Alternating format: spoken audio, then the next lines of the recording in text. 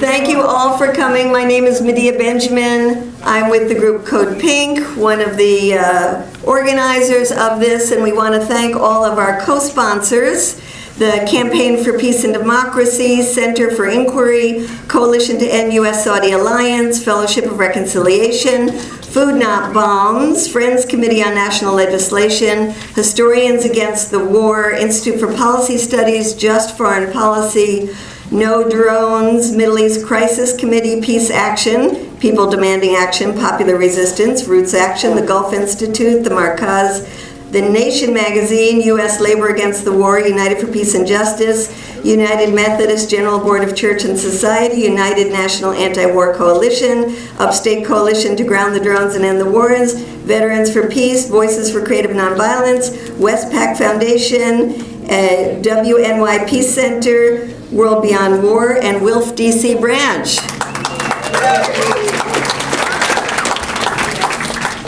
So we are really excited, and many of these peace organizations that came together realized that after working on these issues of crisis in the Middle East since 9/11, things have only gotten worse. And one of the issues that we have not focused on, I would say the elephant in the room, is Saudi Arabia, the country that is the closest Arab ally of the United States and is most responsible for spreading extremism. So here we are. I would say this is a first. There have been conferences on Saudi Arabia, but never before, I think, bringing together academics, the people from the legal societies, and peace activists to not only look at what are the problems, but to be brainstorming together about what kind of actions we can take. Can you raise your hand if you plan to be here tomorrow? Wow, fantastic. So as you know, today is the learning and the sharing day, and we are all at different levels. Who here considers yourself an expert on Saudi Arabia? We've got one. I hope the two panelists in the front consider yourselves experts. That's why we invited you. So as you can see, for a lot of us, this is really a learning experience. How many people are from the region? Okay, so we've got quite a number of people. And we did want to have a really diverse group of speakers. One of the diverse elements that we're missing are people who want to speak in favor of the Saudi government. Now, we did ask them. We asked people from the Saudi embassy to come. They refused. We asked people from the U.S. State Department to come. And we had a lot of back and forth with them. They wanted to know every speaker that was speaking. They wanted to know every single detail. And we furnished them with every detail until at the end they said, no, we cannot send anybody to this conference. I think that's shameful. I mean, they are our public servants. They should have to come and account for their policies in front of the public, but they refused. So we also want to say that not only did they refuse to come, but they intimidated a lot of the speakers that we had invited who were Saudi citizens. And this is really serious. They are on U.S. soil and they act like they are in Saudi Arabia. They went to visit some of the speakers early on that had said that they could come and threatened them and threatened their families back home, so that those speakers had to drop out. We had a woman who was going to join us by Skype from Saudi Arabia. She was threatened and had to drop out. So I think it's important for you to understand how courageous it is to have people from Saudi Arabia who are here speaking. And before we even start, let's give a hand to the Saudis who are here.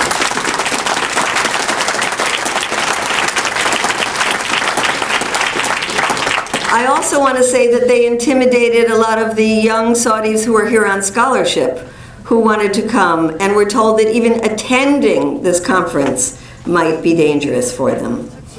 So we don't know if there are any people from the embassy who showed up to be in the audience. Anybody here from the Saudi embassy?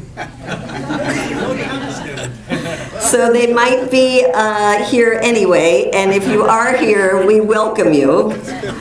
We welcome dialogue, and we think that you would learn a lot from our speakers. We do have an amazing array of people you're going to hear from today. Some of them are from Saudi Arabia and the region and will talk about the internal conditions. Some of them will speak about Saudi's foreign policy, like in Bahrain, Yemen, and Syria. And some of them will tell us about the consequences of the spreading of the ideology of Wahhabism. Now, I wanted to be clear that we are not here to add fuel to the fire of Islamophobia. There is a growing hatred around the world of people who are from the Muslim community, and we certainly want to counter that hatred. We are only talking about a narrow, extremist interpretation of Sunni Islam that is Wahhabism. It is this ideology that forms the basis of the repressive Saudi regime and has formed the ideological underpinnings of groups like Al-Qaeda and the Islamic State. We also want to say that criticizing Saudi Arabia should not be equated for support for Iran. Many of the same abuses that we cite for Saudi Arabia are similar in Iran. But the criticism of Iran we hear every day. We hear that in the media, we hear that when we go to Congress, and we hear that in terms of policies that are constantly attacking and punishing Iran, but rewarding the Saudis. We also want to say that since most of us here are US citizens, our primary job is to focus on our own government and our own government's policies and the negative role that it has been playing in the Middle East for decades. This is especially important during this election season, when we hear candidates talk about carpet bombing, waterboarding, tearing up the Iran nuclear deal, and we may well end up with two candidates, Donald Trump and Hillary Clinton, who might drag us deeper and deeper into wars in the Middle East. In terms of focusing on the US relationship with Saudi Arabia, you've probably seen from the slides in back of me, Bush and Obama in very cozy positions with the Saudi rulers. This has been a relationship that dates back to the founding of the Saudi regime in 1932, a relationship that has survived 12 presidents, a relationship that is certainly bipartisan, Democrats and Republicans. This relationship started out on dependence on Saudi oil, but that's no longer a justification, if it ever were, for the cozy relationship with Saudi Arabia, given that we only get about 10 to 12% of our oil these days from Saudi Arabia. The dependence really has switched from dependence on oil to dependence on weapons sales. According to the White House in 2014, quote, "The Kingdom of Saudi Arabia is the largest US foreign military sales customer, with active and open cases valued at approximately $97 billion. Just let that soak in for a minute. So about $100 billion of weapon sales, Saudi Arabia being the #1 purchaser of US weapons. Weapons manufacturers from Boeing, Raytheon, Lockheed Martin, General Dynamics, McDonnell Douglas have been pushing these sales to offset military spending cuts in the United States and in Europe. Those weapons are being used today to bomb the people of Yemen, including cluster bombs that have been banned by the world community. And the United States is directly coordinating air operations in Yemen, making the US complicit in what I would say are war crimes. One of the reasons this relationship is barely questioned is the Saudi lobby. How many of you have heard of AIPAC? Okay, AIPAC is not the Saudi lobby. AIPAC is the pro-Israeli government lobby. But we all know AIPAC. We don't know about the Saudi lobby. It is more covert. But the Saudis have spent millions and millions and millions of dollars hiring the largest public relations firms in the world, like Edelman, hiring law firms like Squire Patton Boggs, hiring former senators like Norman Coleman to be licensed foreign agents for the Saudi government. The Saudis also finance universities around the United States, such as Harvard, Yale, Georgetown, Princeton, Berkeley. They give money to nonprofits that range from the Clinton Foundation, you've heard of that one? The Atlantic Council, the Middle East Policy Council, the Middle East Institute, even the Carter Center, which has a major program for empowering women and girls, takes money from the only country in the world that doesn't allow women to even drive. And how ironic is it that the Saudis lavish money on think tanks when they don't want their own citizens to think? This checkbook diplomacy has brought either silence about Saudi abuses or praise for Saudi, quote, reforms and the Saudi, quote, stabilizing influence in the region. But now we are entering a very particular moment that I'm sure our speakers will talk about today, which is the weakness of the Saudi regime. The Saudi economy is in trouble, with oil prices plunging to below $30 a barrel. The Saudis are no longer able to buy the complicity of their citizens. And the war in Yemen is costing the Saudis about $6 billion a month with no end in sight.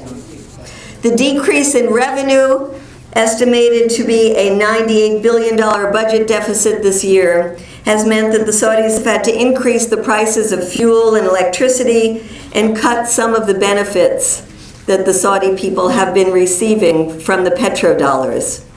This internal turmoil is complicated by the 79-year-old King Salman putting so much power into his 30-year-old son, who is the deputy crown prince in charge of both the defense ministry and in charge of the economy, and said by many to not only be young and experienced, but also to be very rash and unstable. This destabilizing influence also is coming from the Islamic State, the very group that is founded on the same Wahhabi ideology, has called the Saudi rulers hypocrites, says they are betraying Islam, and is launching attacks inside Saudi Arabia as well. So here we are with an unstable regime, a repressive regime, one that continues to be the great US ally, and our weekend job is to figure out what we can do. I want to start out this day's conference by planting some ideas that we will talk about throughout the next 2 days, and particularly tomorrow. One is the issue of weapons sales. It's very exciting that our European counterparts have done such a great job pushing their countries that just last week, February 25th, the European Parliament passed a resolution calling for an embargo on weapons sales to Saudi Arabia. We should hear some clapping for that. We have in the audience, where did Rewan go? Over here, Rewan, who is a representative from Avaz, who is very active in that campaign and got over 700,000 signatures to push the European Parliament. We're very anxious to talk to her and others about how we can do similar kinds of things. Let me make it clear, though, that the resolution in the European Parliament does not mean that the European countries will stop selling weapons. It is non-binding, but it sends a very powerful message, and these issues are very hot and being debated intensely in the UK, in Germany, in France, and in Sweden. We are in touch with many of these groups and want to, coming out of this summit, create an international coalition to ban weapons sales to Saudi Arabia.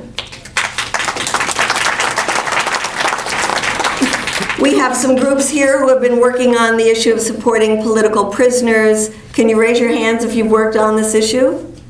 So we have people from Amnesty, from Human Rights Watch, from many organizations. And we are very honored to have with us here the son of Sheikh Nimr, Muhammad al-Nimr. Where is he? Back in the back there. Who you will hear from later today. We want to express our condolences for the death of your father. It is an example of why we need to have a much more effective global community to put pressure on the Saudis to stop killing peaceful dissidents. We also have groups that are working on a very critical issue, which is why are the 28 pages from the 9/11 report that came out in December of 2002 still declassified after all these years?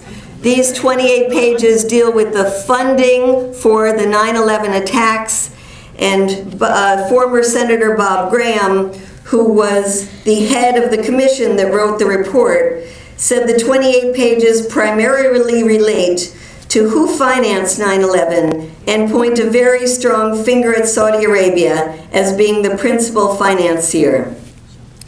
We have, is Terry Rockefeller here? She's coming. There's Terry back in there. Terry is a member of a wonderful group called September 11th Families for Peaceful Tomorrows, people who lost their loved ones on 9/11. And we thank you for being here, Terry. And Terry was part of a lawsuit to try to release those 28 pages. I just talked last night, Terry, to some of the Jersey girls, the widows who have been working so hard on this issue over the years, and they are really anxious to work with us starting early next week. They say it is an absolute abomination that the U.S. public does not have the right to see what the commission that we paid for came up with, that after the Bush administration, they thought the Obama administration would declassify these pages. They still have not done that. That is something we have to work on. And finally, I want to say that there are other ideas that we want to gather from you. We're really glad that many of you will be here for tomorrow. If you can't be here tomorrow, we're going to post some papers in the hall for you to write down your ideas. We need more ideas of kinds of campaigns we can do. Some people are working on a campaign now to ban Saudi Arabia from the Summer Olympics in Rio. Others want to look at the possibilities of a code of conduct for U.S. companies that are working in Saudi Arabia. What if all companies had to detail the standards they will abide by when working in Saudi Arabia, such as non-discrimination against women, minorities, migrant workers? What if car companies were pressured to put out statements saying that women should be able to drive their cars?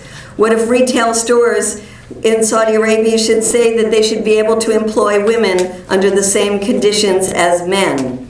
What if restaurants and cafes like Starbucks said their clients should be able to frequent their businesses in a non-discriminatory fashion, unlike the Starbucks that recently put up a sign in the door saying, "Please no entry for ladies, only send your driver to order. Thank you." So we look forward to getting your suggestions. We look forward to building these campaigns. And this weekend, as we delve into the inner workings of the Saudi regime, let's remember that while our government is supporting the kings and the princes, we must be supporting the human rights activists, the pro-democracy advocates, the lawyers calling for a more just legal system, the migrant workers demanding their rights, the women who want to overturn the guardianship system. These are our counterparts. These are the ones who deserve our support, our friendship, and our admiration. Thank you so much.